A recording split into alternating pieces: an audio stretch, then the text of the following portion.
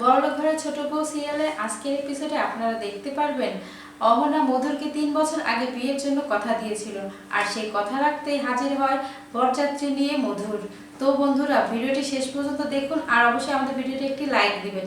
চলুন শুরু করা যায়। মধুরকে ৩ বছর আগে অহনা কথা দিয়েছিল বিয়ের জন্য, সেই জন্য মধুর বরযাত্রী নিয়ে বিয়ের মণ্ডপে হাজির হয়। আর এইটা দেখে অর্জুনের পরিবারের সকলে খুব অবাক হয়ে যায়।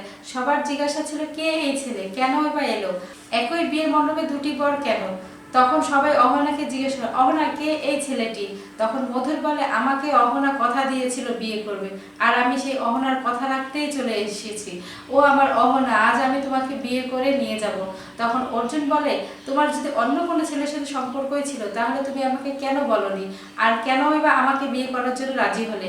এটা দেখে পরিবারের সকলে খুব অবাক হয়ে যায়।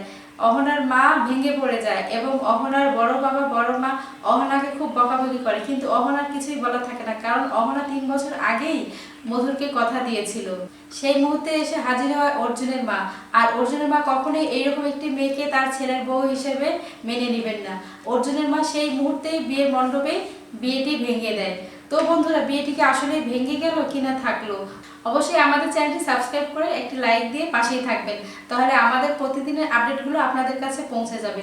আর অবশ্যই কমেন্ট করতে ভুলবেন না। ধন্যবাদ।